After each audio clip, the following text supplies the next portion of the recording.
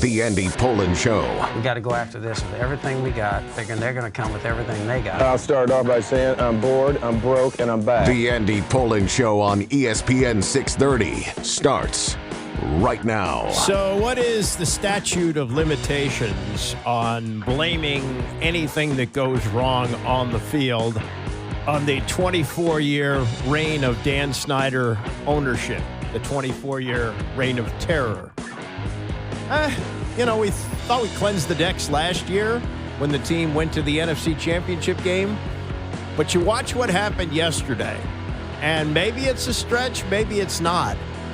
But I think you can make the case that the stench of Snyder still exists, and it's going to take a lot longer to clean things up than one appearance in the NFC Championship game. I think that was evident yesterday on the field, and I'll explain that as we roll through the next couple of hours, autopsying what happened yesterday in Atlanta. I mean, it is really stunning. This is an Atlanta Falcons team which was absolutely punchless the week before. They were shut out on the road against a Carolina team that got blown out yesterday by New England. That's not a good team. New England's not a great team. And they got their doors blown off by the Patriots, and the Falcons scored 0 points. 0 points. Yesterday, they looked like an offensive juggernaut. They rolled up 435 yards of offense. Bijan Robinson had nearly half of that, and I don't think it's too much of a stretch to say that Bijan Robinson dominated this game offensively for Atlanta in the same way that Micah Parsons dominated the Packers game defensively. And they had no answer for him. And we'll start to peel away why that is in just a moment. But I went back to what Joe Witt said, defensive coordinator, Coordinators Talk on Thursday. So this was Witt last week, looking back at what they did in the blowout win over the Raiders. There was reason to pat themselves on the back, but there were nits to pick, including giving up explosive plays. And Witt was asked, well, what was the reason that you gave up those big explosive plays to the Raiders? We just didn't do our damn job. Cover the guy and send the ball where we're supposed to send it. So every coverage that we have, there's rules to it, and we want to send the ball. So in certain coverages, if they catch the ball on the out route, nothing's going to be said because we have other coverages for that. If they catch the ball here or there, we have, but if you're not defending where it's supposed to be defended, it's going to be an issue. And so we just got the players and they have to do their job there. So, and I got to make sure they do it. Well, of the explosive plays yesterday, there were a lot of them. There weren't just a couple of big ones like against the Raiders. There were 15 plays of 10 yards or more. And there was one in particular where you go, oh, man. I mean, look, Bobby Wagner has been great since he's been here. Made the Pro Bowl last year. Leader on and off the field for this team. But when they isolated Bijan Robinson against him, this was Witt on Thursday, it was before the game, on why he likes to have a veteran guy out there like Bobby Wagner and why maybe he's lost a step, but it doesn't matter because of his experience. I tell our scouts all the time, because I like veteran players, they move faster than rookies because rookies don't know what they're looking at. And so they might run a 40 faster, but they don't play faster because Bobby can key and diagnose what he sees and he goes, while the rookie's still sitting there trying to figure it out. So he plays extremely fast. I don't know what his 40 is, but he plays fast, and that's all that matters. He didn't look fast yesterday, and we are getting to the point where I think you have to look at this realistically. What Adam Peters did last year going into the 2024 season was tremendous. He looked at the roster, and I keep going back to his introductory news conference in January of 2024 when David Aldridge of The Athletic asked him what he thought of the current roster, and he waited 3.5 seconds before answering and gave you there's some pieces there, and then completely overhauled the roster and brought in veteran guys like Bobby Wagner, like Zach Ertz. He did what he needed to do to spackle over this mess. The problem is we're in year 2 of this now, and those guys are a year older. This is something that I was concerned about going into the season, that maybe you can squeeze a year out of them. When you go to 2, it gets like this, and then the injuries are starting to mount up. And last year, part of the magic was they stayed healthy. Jaden Daniels didn't finish every game. He didn't finish the Carolina game, but he wasn't needed in that one. That was easily taken care of by Marcus Mariota. And he didn't finish the last game of the season, which they didn't need to win anyway. They had Marcus Mariota finish up. They didn't want him to run a risk of running into Michael Parsons. But other than that, he made 17 starts and played hurt. As we found out after the season, the Hail Mary pass against the Bears to Noah Brown, he threw that with a broken rib.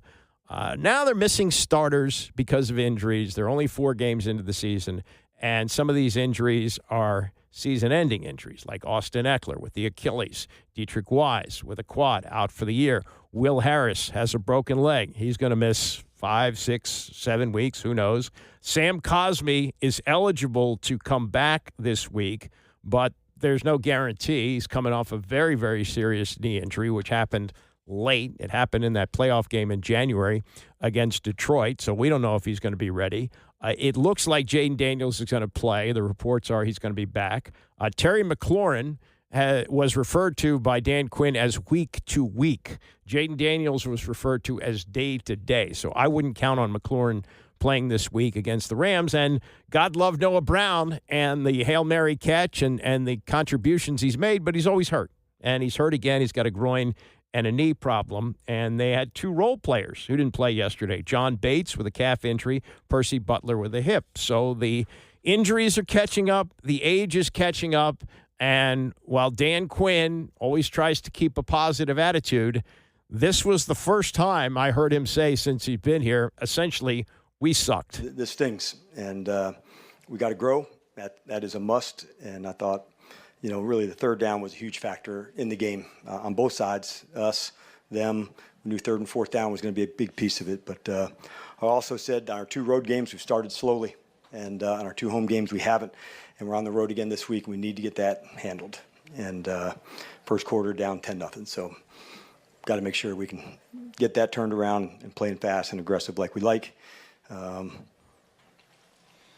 That's kind of where we're at. Yeah. Now, surprisingly, they're only 3-point underdogs in this game. They're going out there early. Usually for a West Coast game, you leave on a Friday. They're leaving on a Thursday. They're leaving on a Thursday this week so they can get used to the time difference. You mentioned the third down difference. I mean, this is stark. Washington was 1 for 8 on third down. 1 for 8. Atlanta, 6 for 12. Here's Marcus Mariota. We got to kind of look at it ourselves and reflect on it and do better. But for us, it's got to be better on third down. Stay on the field, help our defense out. It's one of those things when you're 3 and out early, momentum kind of shifts to them, and they took advantage of it. Yeah, they went right down the field on their first possession. Washington did nothing, and they were playing from behind all day. I did think they should have run the ball more. And surprisingly, they actually did have more yards rushing than Atlanta. They had 147 yards. Atlanta had 128, and Washington had it only 22 carries. Atlanta had it on 37. Now, some of that was very short yardage, picking up a yard to keep a drive alive. That last drive where they essentially put the game out of reach with that field goal. They just were converting third down after third down after third down. They had 3 third-down conversions on that drive. And Washington was unable to come up with the big stop. And they were second and long a lot of times, too. Couldn't make the stop to send it into third and long, all those things. So only 22 carries for Washington I thought was not enough. I thought they should have run the ball more. And here's some numbers. Chris Rodriguez carried 7 times for 59 yards. He had 8.4 yards a carry. Bill Croxy-Merritt, 7 carries for 47. That's 6.7 yards a carry. You'll take that. They didn't do that. They're playing from behind. Understand that. Got to throw the ball. Got a veteran quarterback. Should have been able to do better. Did not. I mentioned what Bijan Robinson did, accounting for nearly half of those 435 yards on offense. 75 yards rushing. He caught only 4 passes for 106 yards. He had almost 200 yards of offense. And Javon Kinlaw got a big pat on the back from Joe Witt in the news conference on Thursday. He had a rough day watching Bijan do his thing. For sure he's one of the best running backs, and if not, the best running back. But like I said, I just got to be better in certain situations. What's the key to eliminating some of those explosive plays? Just details, execution? Yeah, locked in on the details. I feel like I had a few details, but I wasn't really on the details tonight. And just got to play better. Details. These are glaring things right now about this defense. And this is where fans start to say, well, maybe Dan Quinn should be calling the defensive. No. This is not going to happen. He's going to stick with Witt. The defense did get better last year. Again, they're missing some key parts. We'll see, what happens with another week to get guys back. But this is a concern right now. And you don't want to get into a shootout every week. You're playing a really good defensive team next week on the road. They're playing against a Chargers team which actually lost on the road this week. And Jackson Dart gets his first win. And so maybe he's the future for the Giants. We'll see. But, you just can't give up these kind of numbers. You just can't do that. 307 yards passing to Michael Penix. The turnovers. And again, I'm sure Witt will be harping on it if he talks to the media. I guess the schedule's a little adjusted this week since they're leaving on Thursday, so I don't know if we'll hear from him. But when you have an opportunity to get the ball, you got to get it. And they went 15 and a half quarters this season until Mikey Sandersill finally picked off a pass for their first turnover. But you may remember early in the game, Deron Payne had a punch out, which they could have recovered, did not. Falcons recovered that. And then on a punt, bonehead move by one of the receivers for Atlanta, they kicked the ball. Another opportunity to recover deep, didn't do it. And for a team that's, that challenged defensively, as they are right now, and it's pretty clear that the age and the injuries are really catching up with them. And this is why I felt this was going to be an interesting year, that the moves that they made had better work out. And right now, Marshawn Lattimore is beginning to smell like Adam Archuleta. If you remember Adam Archuleta, this was during the Gibbs years, so this would have been somewhere between 2006, and that was his worst year when they went 5-11, I believe. They brought him in, and they didn't have a place for him. But Dan Snyder always thought he was winning if he was outbidding people. So the Adam Archuleta story is this. He had played in St. Louis, and he had played for Lovie Smith. Lovie Smith became the head coach of the Chicago Bears, and he wanted him. And his agent said, okay, great, you want to play for Lovie, but let's see if we can get the money up by doing what a lot of teams do, a lot of players do. They go see Washington. If Washington's interested, they always overbid for you. So they thought, maybe the deal was supposed to be like $6 million from the Bears. They thought maybe Washington will offer $7.5, so they can kick it up $500,000, something like that. Washington offered $10. So Adam Archuleta came here. He stunk. Couldn't play at all. They wound up using him. They called him the punt protector. He would stand in front of the punter and be the last guy to block. That's all they could use him for. And right now, Marshawn Lattimore is starting to look like that. They're not going to owe him any money after this year, so they're off the hook with that. But that was a move that was made partially because they got off to such a good start. I think the feeling was, and I remember hearing it said over and over going into the 2024 season last year, hey, this is a defense going to take a couple years to rebuild, 2-3 years to rebuild it. And they started to play really well. I don't think anybody could have anticipated that Jaden Daniels was going to be this good. They were good enough at the trade deadline that they pulled the trigger. They pulled the trigger on a guy who'd been a great corner in the league, had been hurt, came here hurt, struggled through injury the rest of the year, didn't look very good. And they said, oh, don't worry about it. Now he's had a whole off season to heal up, and he's totally familiar with the system. And once we get the 2025 season started, you're going to see the old Marshawn Lattimore. No, now you're seeing just an old Marshawn Lattimore, not the old Marshawn Lattimore. And that's killing him right now. He's a liability out there on the field. And we'll see if they cut bait or they just have to go because they're so thin in the secondary. You've already lost Will Harris for an extended period of time, and you're playing without a key role player in Percy Butler, a guy who can come in and give you downs.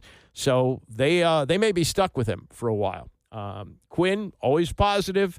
So his message at the end of his rather brief news conference last night, didn't have a whole lot to say. I don't know if there's a lot to say about this kind of game, but this was his message as he departed the podium yesterday in Atlanta. Like I said, told the team this one stings, and we got to grow from it, man. That's the message. Like we will get better. I'm certain of it, and it starts right away the way we got practice, the way we do all of that. But I'm certain that we will play better. Short week. They start going through the tape today. They have practice on Wednesday. I guess they'll practice on Thursday, and then they fly to Los Angeles. I would think maybe they'll have a brief practice on Friday and the walkthrough Saturday. But this is the problem going to the West Coast, and this is a game that you count on winning because 3-1 looks a whole lot better than 2-2. It certainly looks a lot better than 1-3, which is what the Ravens are. And you got Lamar Jackson maybe missing extended time.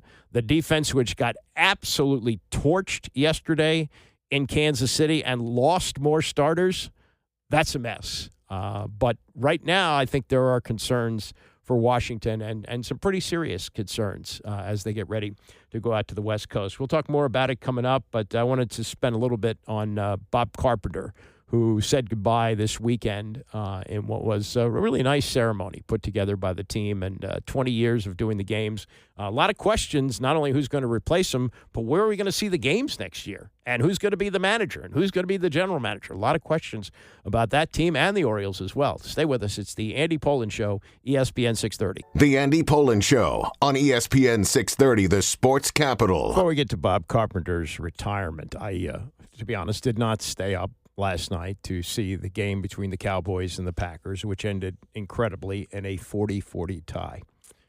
The NFL, it was a great idea in 1974 when the league said, yeah, ties stink.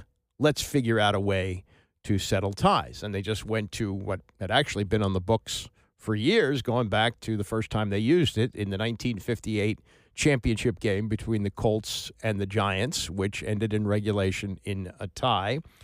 Did not end with a field goal to win the game. In fact, field goals weren't that common then. It's not like today where teams routinely line up for 55 yards plus sometimes 60-yard field goals. You make a long field goal in those days. That was something. But they actually got one to help set up the tie. But then Johnny Unitas took the Colts down the field. The Giants got the ball first. Let's remember this. The coin flip was won by the New York Giants. All they had to do was go down the field, kick a field goal, the game was over. The Colts stopped them. Colts took over. Unitas took them down the field. He handed off to Alan Amici. Amici scores in overtime. Colts win. Goes down as the greatest game ever played. It wasn't the greatest game ever played. You look at how it played out, there were a lot of mistakes made in the game, but it had a great ending, and it was on national TV, and I believe it was New Year's Eve, and a lot of people were home waiting to go out. It was probably a 2 o'clock game, and by 5 o'clock they're watching the end of this game. Okay, and that was great. So 74, they go, let's do away with ties. In fact, one year the Redskins had 3 ties in a 14-game schedule. Not good. Lombardi's year, they went 7-5-2. Lombardi, who is quoted as saying, winning isn't everything, it's the only thing, wound up twice with games where, as they say, kissing your sister. So we had for years a system which I thought worked fine. You play a 15-minute overtime. The team that wins the toss elects to either receive or kick off. Most cases you elect to receive, though sometimes over the years you would elect to kick off depending on how the wind was blowing or the conditions of the field or whatever it happened to be. But generally, if you won the flip, you got the ball. And if you went down the field, you kicked the field goal, game over. And it doesn't end in a tie. Occasionally, it would end in a tie, but not very often. And then we had the playoffs. And poor old Peyton Manning one year, his team didn't win the flip. I think they were playing the Chargers. And the Chargers went down the field, kicked the field goal, and Manning never got to touch the ball. Oh, no, that's not fair. That's not fair. Okay, each team will have a chance to touch the ball unless one of them gets it and goes and scores a touchdown. So like we had that with Tom Brady taking the Patriots down the field against the Patrick Mahomes Chiefs and winning that game in overtime. And so it was okay for the playoffs for a while, and now we have it in the regular season that both teams have to touch the ball.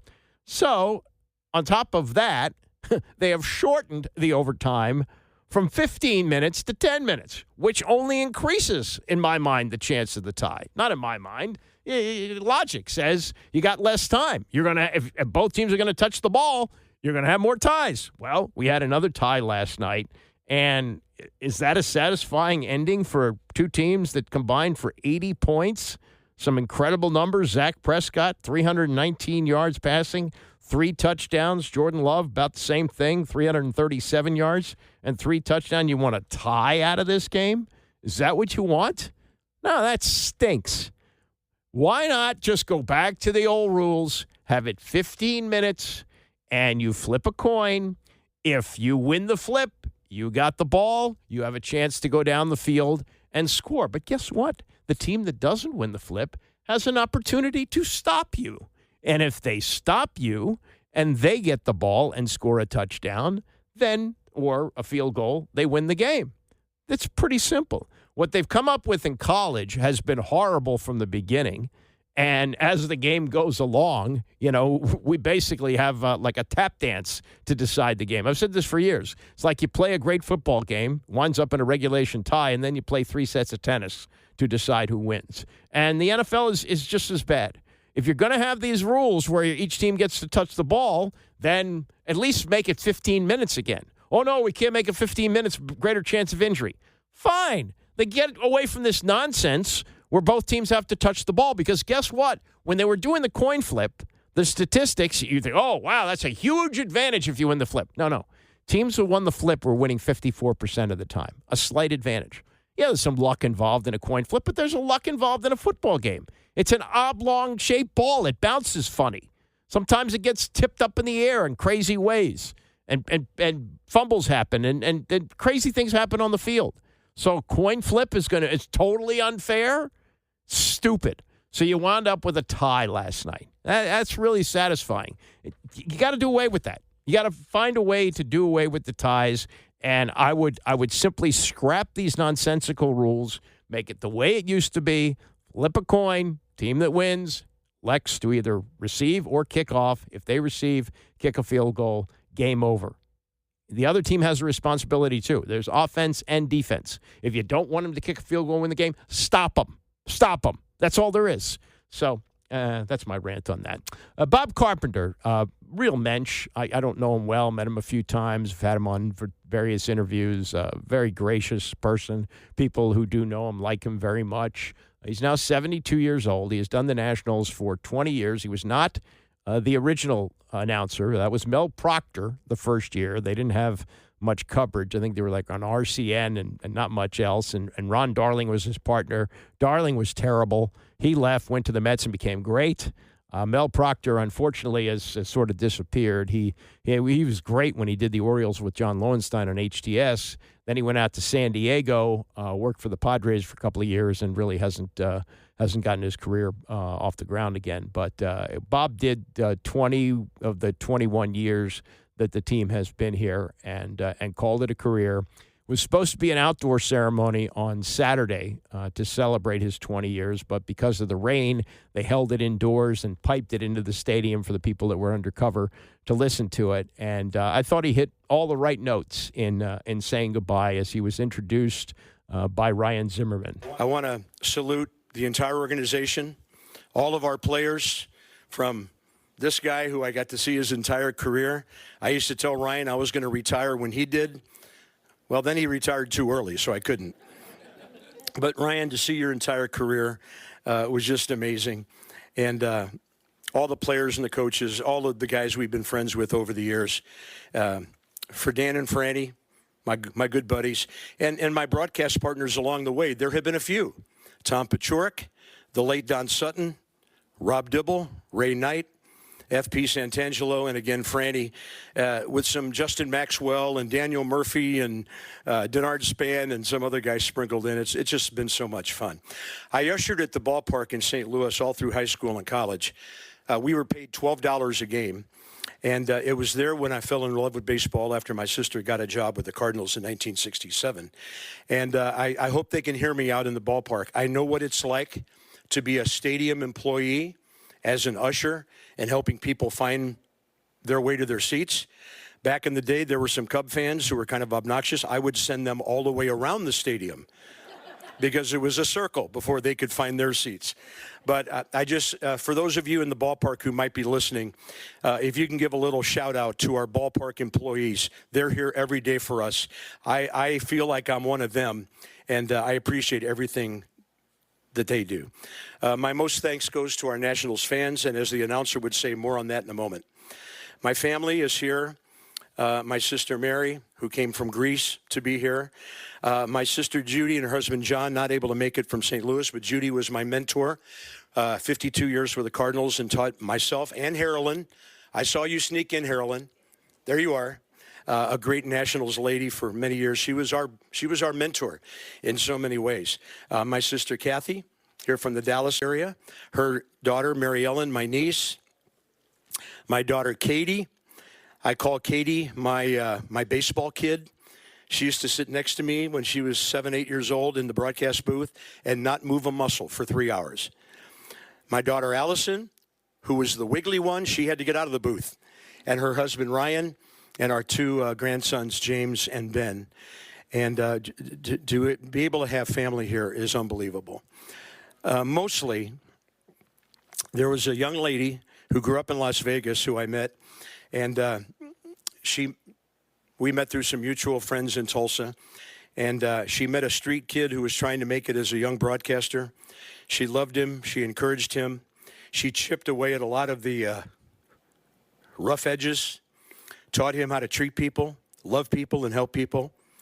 Would you recognize my wife, Debbie?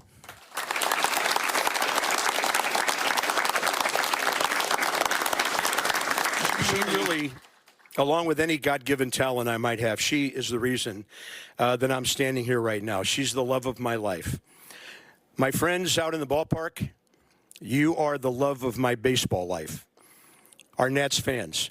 I got here 20 years ago, and it took a while for you to get used to me being from the Midwest. And quite honestly, it took a little while for me to get used to you as well. But we've become to, at least to me, to feel like we're close baseball friends, and I hope the feeling is mutual. It had better be, since you've invited me into your home so many times throughout the years. My goal as we signed off after every game was to make you glad and proud that you're a Nats baseball fan, win or lose. We've had our ups and downs. We've been through a lot together. There's one thing we will always share, and those are the memories we experienced together, because baseball is a game of memories. We had the heartbreaking playoff series in 12, 14, 16, and 17. But then, and Charlie told me about this, people were coming through the turnstiles in 05 for the first game, and they had tears in their eyes. D.C. had been without baseball for more than 3 decades. And then we open a new ballpark 2 years later, and this guy hits a walk-off homer to send the Braves, see ya. And Ryan, he had already established his reputation as Mr. Walkoff. Then we had Bryce. Then we had Jordan in his no-hitter. Then we had Max, 2 no-hitters in the 20 strikeout game in 16. Suzuki's walk-off homer when Kurt broke the hearts of the Mets, who had just broken our hearts in the top of the 9th inning. And then on to the playoffs when Juan cleared the bases to win the wild card game. When Howie hit the grand slam to beat the Dodgers. When the Nats swept the Cardinals to win the pennant. When Ryan hit our first World Series home run. When Howie hit the fair pole to beat the Astros, Dave on the call on radio. And then when Steven, Max, Patrick, and Anibal were unstoppable. You don't need last names, do you? Sean, Daniel, and the bullpen immovable. Steven voted MVP, and the Nats danced on the field in Houston as World Series champions. It was indeed improbable what happened in 2019.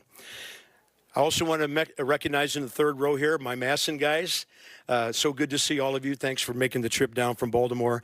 Masson has been so good to Debbie and I for 20 years, and also our former executive producer, Chris Glass, instrumental in some of my early days here. Finally, those are the images. Ball players, home runs, great plays I will never forget.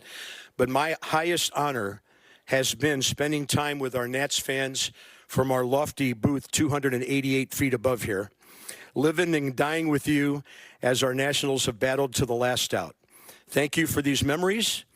If this is goodbye, I will miss you all so much, but maybe it's not goodbye. Maybe it's simply, can you say it with me? See you later. Yeah, way to go, Bob. That was really nice. And, you think about the voice of summer, certainly the radio guys, and they're great. Dave Jagler and Charlie Slows. Charlie's done every year. He was here from the beginning. Dave came in the same year that Bob did. And, the rhythm of the summertime, maybe you're watching less when the team has been bad, and they've been bad. Finished last place in the National League East for the 5th time in 6 years. Haven't had a good season since they won the World Series. But Carpenter was here for the good times and the bad. And that period of time from 2012 to 2019, when they were in it, most years, a couple times they didn't make the playoffs. They changed managers several times, changing Dusty Baker after making it to the playoffs. And now it's a real change. We don't even know what Masson is going to be, or if there's going to be a Masson next year. The Nats have the ability to exit. Somebody else obviously will be doing the games. We don't know where it's going to be. There's going to be a new manager. I don't think they're going to keep Miguel Cairo. Did a decent job with Davey Martinez getting fired a couple days after the 4th of July. He went 29-43. So they will hire a general manager. There's reports they're getting this guy from the Red Sox, and he will, I'm sure, be responsible for hiring a manager. But it's a real changeover. And when you think about an announcer leaving 20 years and the team has been here for 21, it's not quite the walk in the desert that some of us had without a baseball team for 33 years. But it's it's a period now where you can look back and say, well, we've got some history here. We got some great history, winning a World Series. Got some bad history, teams that have been bad recently and never recovered from the pandemic and the Steven Strasburg deal, which proved to be crippling and things like that. But what a great run and what a fine ambassador Bob Carpenter has been for the team all these years. Not surprisingly, the final words after yesterday's 8-0 loss, possibly the last game that the Nats will ever be on Masson, and the last game for Bob Carpenter, he closed it this way. I just want to thank everybody watching for letting us and me into your living rooms, your dens, wherever you're carrying your devices around for the last couple of decades. I really appreciate it. It's been a privilege to be your friend, to be your broadcaster, and I don't know what else other than see you later. Okay, Bob Carpenter stepping away. A couple other nice things from yesterday. Well, one nice thing, one not so nice. Michael A. Taylor, who is playing for the White Sox, announced before the game that yesterday was going to be his last. He's going to retire, and he did get a hit yesterday. Was taken out in the 9th inning, got a standing ovation the first time he came to the plate. And he was supposed to be what James Wood, they hope will be. I'll get to Wood in a moment, but finishes his career with a .232 average. Not great. He was a good defensive player. 109 homers, 128 stolen bases. Played 12 years. Anybody who can stick around the majors, not too bad.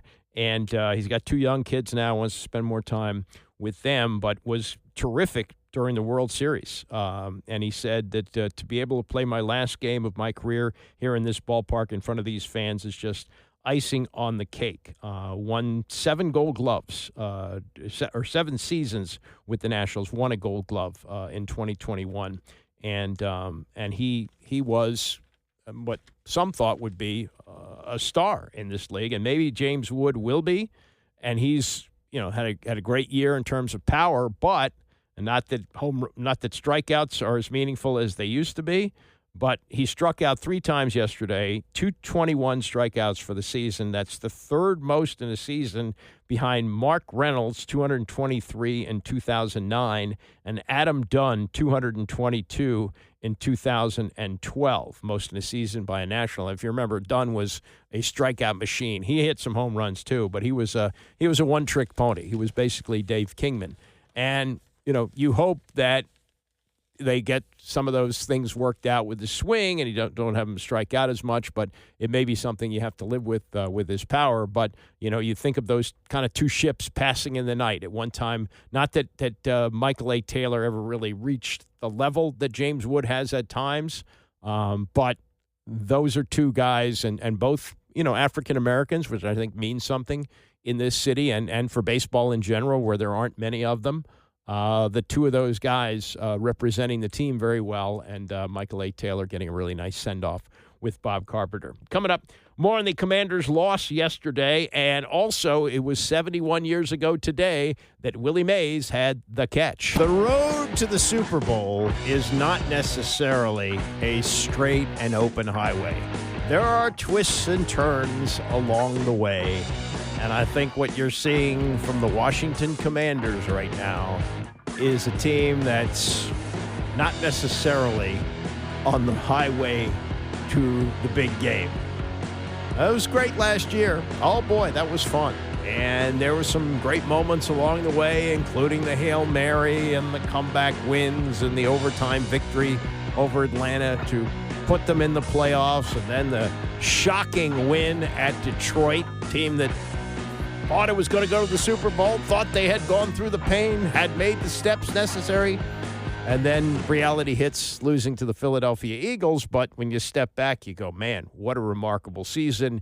And Dan Quinn, in his first year, has done great work. And Adam Peters, with what he had to do, has this team poised to be really good. They've got cap room. They've got draft picks. Okay, all those things are great.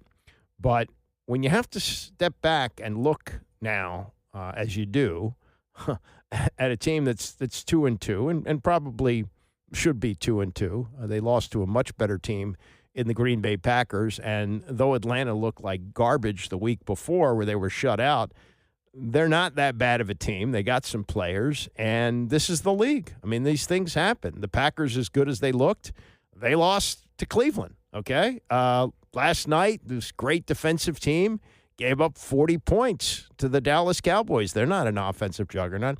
That's the league. That's the way it goes. And just my theory on this is Peters walks in, he looks at this roster as that question from David Aldridge came in that opening news conference about the roster, and he paused for 3.5 seconds before finally saying, yeah, there's some pieces here. Overhauled it, brought in older players, brought in guys looking to prove themselves one more time, and everything came together. Well, it doesn't always work that way. And now those guys that you brought in are a year older, and Bobby Wagner looked really slow trying to chase Bijan Robinson yesterday. Marshawn Lattimore, who came here because everything worked out so well in the first half of the season, maybe we got a chance here. Let's go get some veterans. They got a guy in Lattimore who looks like he stinks, looks like he can't play anymore. So we got to move on from him. You got to cut bait, and you got to move on. And some of the older pieces starting to get some injuries. The injury list is long going into this game and coming out of this game. Austin Eckler, running back over 30, lost for the year with an Achilles. I highly doubt whether he plays here again. Dietrich Wise, good locker room guy, won a couple of championships with the New England Patriots, older, quadriceps, out for the year. Will Harris, veteran safety, out for an extended period of time, maybe the year with a broken leg. Sam Cosmi, who they gave a contract extension before last year, played really well, hurt in the playoff game against the Lions. He's making his way back, but it's a pretty serious knee injury, and there's no guarantee that even when he comes back, and if it's this week, he's eligible to come back. We don't know if that's going to happen. We don't know how good he's going to be. That's an injury that takes generally a year to recover from. Jaden Daniels, they played it safe with him. Smart thing, I thought, and I don't think if they had him yesterday, they would have necessarily won the game, though I think that they might have done a little bit better on third down than 1 for 8, because it's not just that his ability to convert on third down, it's the fear that he can convert, which causes the defense to pause a little bit. You don't get that with Mariota. Mariota did get a big pickup on third down. He ran for 20 yards, but he didn't do it often enough, and with Daniels, you always have that threat. And then without your top receiver, who you poured a lot of money into, I don't think they made a mistake in doing that. But when he's not on the field, that's a huge loss. And then Noah Brown, as good as he's been at times, he's always hurt. And he's hurt again. And there's no guarantee that he's going to be available to go. I would say McLaurin has very little chance of playing this week in Los Angeles, and I would be surprised if Brown is ready to go. And then role players like John Bates and Percy Butler out. Those things add up. And these statistics are ugly. They're just, you can look at these stats. Sometimes you can't tell from a loss. You can tell from this loss. They had 435 yards of offense. Washington less than 300. 300 yards passing for Atlanta, less than 150 for Washington. Time of possession, Atlanta held the ball for 9 minutes longer, converting third down after third down after third down, and pretty much iced the game with that field goal with about 3 minutes left to go. Just too many things like that, and it adds up to what was an ugly loss. The other thing about this game, similar to Green Bay, is they got off to a bad start. Remember the Rivera years? They almost never scored in the first quarter. Washington has been doing that under Dan Quinn. Has not happened in the 2 road games so far. We just have to make sure, man, we can hit the gas early. Didn't feel that going into preparation or any of that, but the results are what they are. So we got to make sure, man, we can find our edge and make sure that weighs, different and feels aggressive at the start. John Keim, now with ESPN, has been covering this team for 30 years.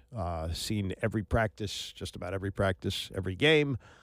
This is his take on what we saw yesterday in Atlanta. The first series by both teams kind of told you all you need to know, because the Falcons, again, they're coming off an ugly loss last week. This is the NFL, so just because you look bad one week doesn't mean you look bad every week, right? We've seen that. The Chargers were undefeated, then they go to the Giants and lose. But the Falcons had come into the game with 29 points in 3 games on offense, 29 points in 3 games. They were one of the worst scoring teams in the NFL, and this team, they hung up 34 on these guys. And again, you cannot blame the injuries. Like, yes, I think Will Harris is a loss in the secondary, but you can't look back there and say, oh, if he had been there, things would have been dramatically different. He's not Derwin James. So this is not a guy that he's a good player for them, but it certainly shouldn't have led to this. And same with Dietrich Wise. I think it was just a bad game overall. And the problem is some of these issues that were happening before happened today in droves. Yeah. And I would say this too. This is a nit that I would have to pick with Dan Quinn. Look at the running numbers that they had in this game. Washington actually ran for more yards than Atlanta did. As much as they dominated the football, holding it, 9 minutes longer and rolling up much more yardage, almost 100, over 135, 140 yards more of offense in this game. Washington ran the ball effectively. They did. The problem is they didn't run it enough. They ran for 147 yards, 22 carries. Chris Rodriguez, 7 carries for 59 yards. That's 8.4 yards a carry. I know you're playing from behind. Give him the ball more. Bill Croxy Merritt, they're a little bit hesitant to put him out there because of his pass protection. But when he runs, he has this wiggle that allows him to find the open spot. And he had 7 carries for 47 yards. That's 6.7 yards a carry. So when Quinn says this, I say, yeah, okay, that's right, but why not run the ball more? As a whole, I thought we ran the ball effectively, with Marcus included into that, making the reads, where to go. Thought we missed some opportunities today, and some penalties certainly cost us into those.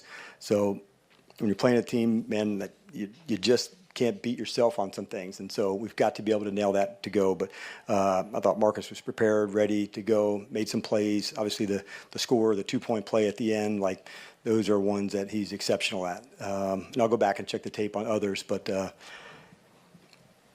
trading field goals, that's not the answer. And that's not Marcus, that's all of us to make sure we can go and get scores. I'm pleased Matt hit him, but I want to make sure let's score some touchdowns. Yeah, look, the penalties have been a problem all year, as they were yesterday. The numbers don't look as bad as they were. 6 penalties for 50 yards.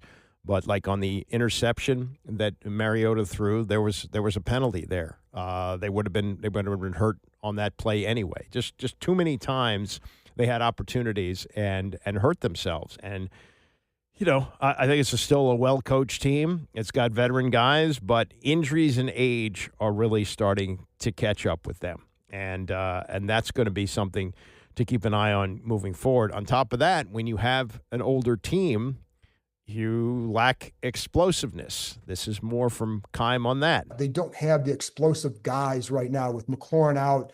you don't have that enough explosiveness on offense, and do they have it even when enough of it when he's there? When Jaden's back, I think you can get more of that. And so, by the way, I do think he'll come back this week. That's been the target date for a little bit. And I think the feeling was that maybe, it was at the end of the week, it was more of a medical decision than anything else. So, but I do believe there's optimism about him coming back this week, going back out to LA.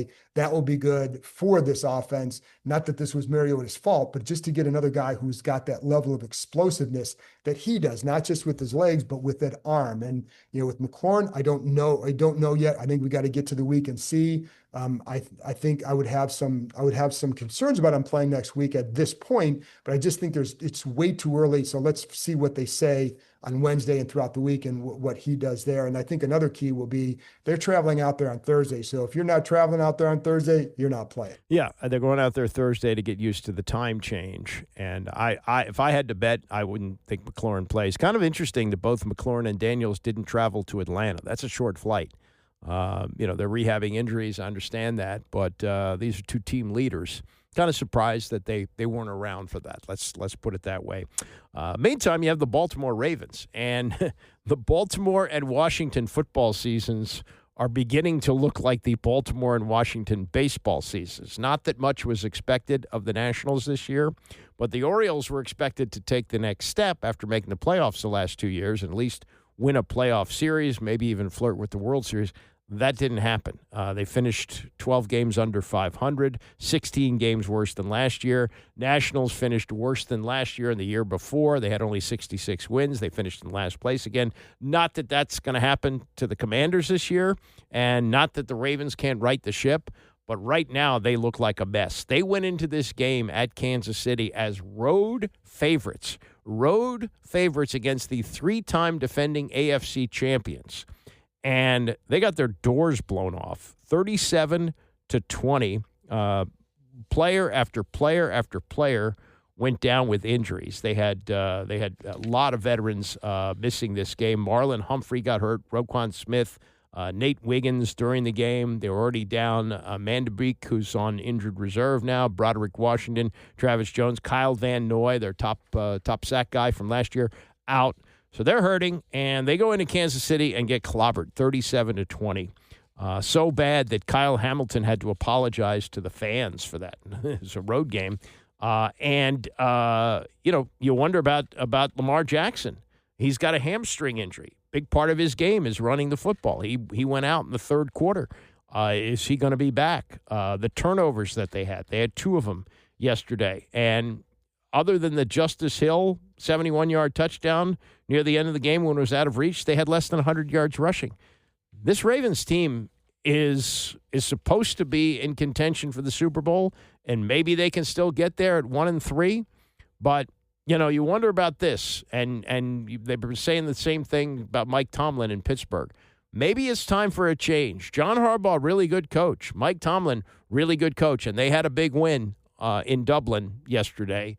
And they're 3-1, but the Ravens are 1-3, and that's got to be a big concern. And you wonder about the Harbaugh future. I don't think they fire him during the season, and unless things just totally unravel. But it's not heading that way. He's fired a bunch of coordinators over the years during the season. Does he do that again to keep things right? I don't know.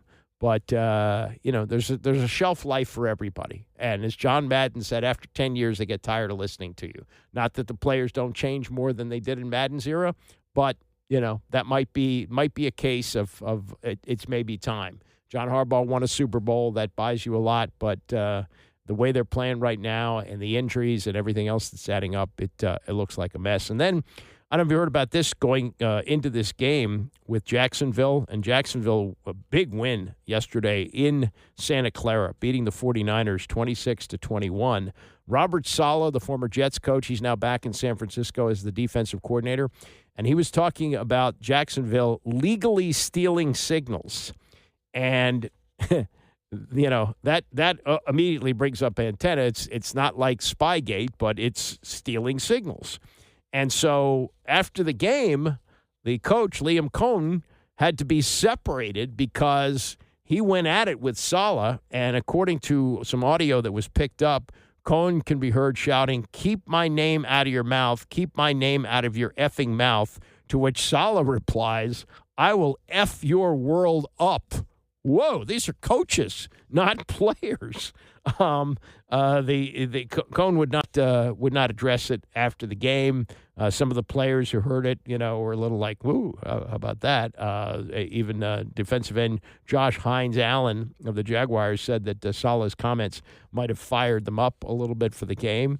But this is the era that we're living in now, and you would think with all the advancements that we have, it's probably pretty easy to steal signals. Now, it's not like what the Patriots did, and boy, they were let off the hook in Spygate. They really were, and which is why some think that Roger Goodell threw the book at him unnecessarily in Deflategate. But this is the NFL. It's like baseball too. You can steal signals. You just can't do it, banging on trash cans like the Astros did. But this is one to keep an eye on. Not that Jacksonville and San Francisco play very often. One's in the NFC, one's in the AFC, and only when the divisions match up. But that's one that the league has to probably take a look at and say, we can't have coaches threatening to F up the other one after games. That's not a good look for the National Football League, in which we appeal to families and children and all the things that go into it. Coming up, 71 years ago today, Willie Mays may not have been the best catch ever, but certainly the most famous catch. It's the Andy Pollin Show, ESPN 630. The Andy Pollin Show on ESPN 630, the sports capital. Bram did the game yesterday in Atlanta. He's coming up at 11 o'clock with thoughts on what was a dismal defensive performance with injuries mounting up. You hope Jaden Daniels is going to be ready to go when they go to Los Angeles. They're leaving on Thursday for the 4:25 kickoff on Sunday. But, it's a roster that was put together with older players last year. They're a year older. Injuries are starting to really be a problem for a team that managed to avoid them last year. They were very fortunate for that to happen, but that's not the case for them or teams around the league, including one just up the road on 95. The Ravens got blown out yesterday in Kansas City as road favorites against a reeling team, and now you wonder what's next. They got all kinds of injuries, including Marlon Humphrey, who left this game and went into it. This was Humphrey last week, looking at a team that had played poorly the week before, had given up, 38 points to the Lions, and had also blown a 15-point lead in the opening game against Buffalo, giving up 41. He was not mincing words last week. We're just not very good. I think biggest thing on playing on the Ravens defense is the organization, the fans, they've seen greatness. So being bad, being good, really, it's just not the standard. I think when you Ray Lewis and Ed and just the great defenses that have just come through here, that's really all they've seen is just great. And I feel like, anything other than that is below the standard. So right now I do know we got guys that want to compete, that want to get the job done. I feel like we are close, but we gotta just all come together.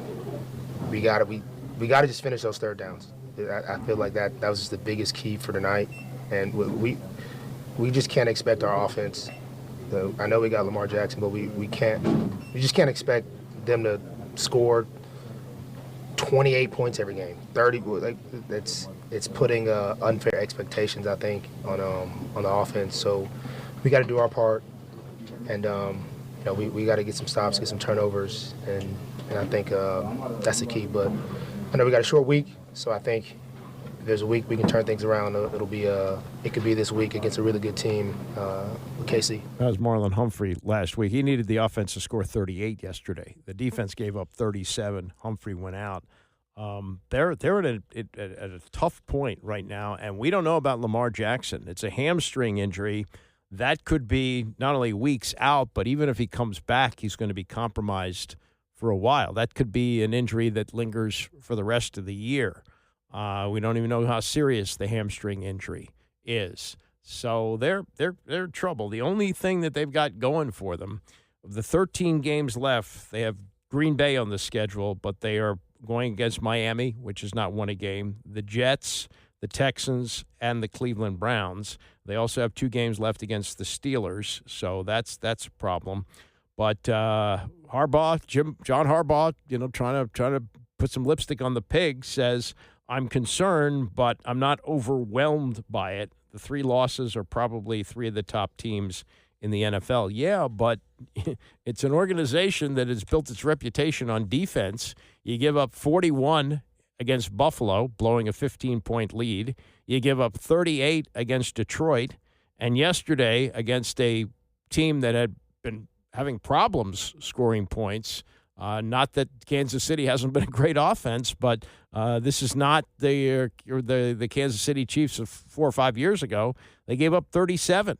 And it was so bad that Kyle Hamilton, who was one of the few defensive guys who finished the game, had to apologize to the fans. Now, we'll see where they go. 71 years ago today, it was the New York Giants playing the Cleveland Indians. Cleveland Indians had won 110 games. They were the best team in baseball that year, and they played Game 1 at the Polo Grounds in New York. And this is a game which has been made famous for one play. This was Willie Mays with probably the signature play of his career. He was maybe the greatest baseball player of all time. I don't think he gets full credit for how great he was as a 5-tool player. He could hit for power. He could hit for average. He could run the bases. He could play the outfield probably better than anyone has ever played it. He was just it as a baseball player. He was born to play baseball. Died a little over a year ago, and is remembered fondly as one of the greatest players who ever played. But this was the signature play. The Polo Grounds had an enormous outfield. It was built not for baseball, but the Yankees had played there before they built Yankee Stadium, and the New York Giants played there. And there's the question what the depth of straightaway center was. There was a 475 sign in center field. Sometimes it said 483, as it did in 1954. They demolished the ballpark in 1964, so nobody's exactly sure. But it's estimated that the catch that Willie Mays made was 425 feet from home plate, which would be a home run in most ballparks. But Mays not only made the catch, but he held the Indians to 1 run, and they were able to win the game 5-2 in extra innings. This was the Major League Baseball treatment of the play, of the catch, which happened 71 years ago today. I always played shadow when I was young. I didn't think nobody could hit a ball over my head. That's the way I felt when I played center field. And when Vic hit the ball, in my mind, I was always going to catch the ball. There's a long drive, way back in center field, way back, it is. It's just a matter how was I going to get that ball back into the infield. That was the only thing I was worried about as I'm running. What do I do with this ball when I catch it? As soon as I catch the ball, I turn around and I throw it back.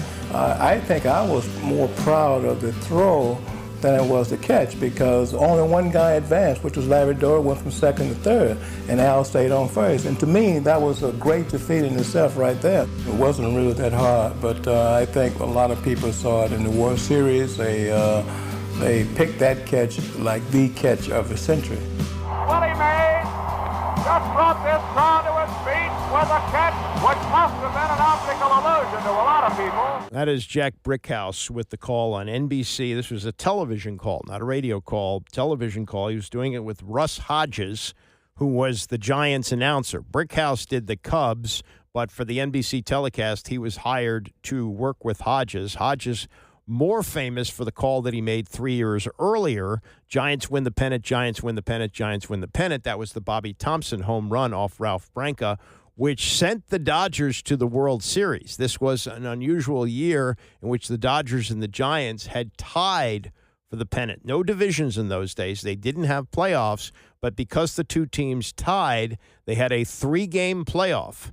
And finally, the third game was played at Ebbets Field, and Bobby Thompson hits the home run, that was actually played at the Polo Grounds, right? Yeah, because it would have been walk-off home runs. So it was Bobby Thompson hitting the home run, and the Giants win the pennant, Giants win the pennant. But this is also a very famous call because he says it must have been an optical illusion. That's how great it was. And as Mays said, it was the throw that he's more proud of than the catch. He said, if a ball's hit, I'm going to go catch it. That's the kind of attitude that he had. Maybe there were balls that were hit over his head. Unfortunately, we're talking about Russell Wilson playing too long. Willie Mays was a far better baseball player than Russell Wilson was ever a football player. But, when people talk about Willie Mays falling down in the outfield, that's 1973 when he was 42 years old playing for the New York Mets, and he was chasing a fly ball and fell down. In his prime, which would have been almost 20 years earlier at the Polo Grounds, he makes this catch, which is able to hold the runners on, and they go on to win. They actually swept the series. So as great a season that the Indians had, they were swept in that World Series by the New York Giants. And, as you look at things, how they unfolded, Mays had missed most of 2 seasons, going into that World Series. He had that great rookie year in 1951, but he missed 52 and 53 because he had been in the Army. That's the way things worked then. One of the great young stars in baseball, the Korean War was going on. He got drafted, and he served in the Army and didn't play for 2 full seasons. Comes back and goes on to have one of the greatest careers of all time.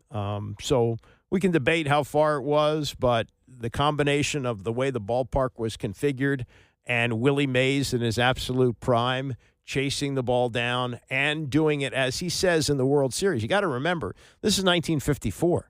Television was invented in 1948, so it's only 5 or 6 years later. Not everybody has a television. And I think more people were engaged in the World Series on radio in 54 than they were on television. But the film of it survives, and that's what people see. And so that's what they were able to connect with. And when you see Willie Mays do that, it's remarkable. David Israel, who was a television producer in Hollywood, used to be a sports columnist in Washington and with the Chicago Tribune, said this a number of years ago, that Major League Baseball, rather than have the silhouette of the batter hitting, I'm not sure who it is, some have said it's Ernie Banks, why not have the over-the-shoulder catch that Mays makes, the picture of the number 24 back to home plate and the ball going into his glove. It's a great still shot of the ball almost landing in his glove. Why not have that as the logo for Major League Baseball? I think that makes a lot of sense. I think that's something that baseball should consider. But that was 71 years ago today. Willie Mays is gone. The World Series is not what it used to be, but we are about to start the playoffs, and we are about to start the playoffs without the New York Mets, which is absolutely remarkable. When you pay one player $756 million on a payroll that's already huge, and you don't even make the playoffs, tells you something. And it tells you something about how it's not necessarily how much you spend, but how you spend the money. Let's put it that way. It's not much. It's not the amount of money you spend. There you go. It's how you spend the money. And what the New York Mets have done is created a very bloated payroll that at one time was performing as well as any team in baseball, but had a season collapse. And to think that the playoffs are starting without the New York Mets and their payroll is absolutely incredible. All right, more on yesterday's loss. Bram is coming up next, and I will have follow-up for you tomorrow at 9 a.m.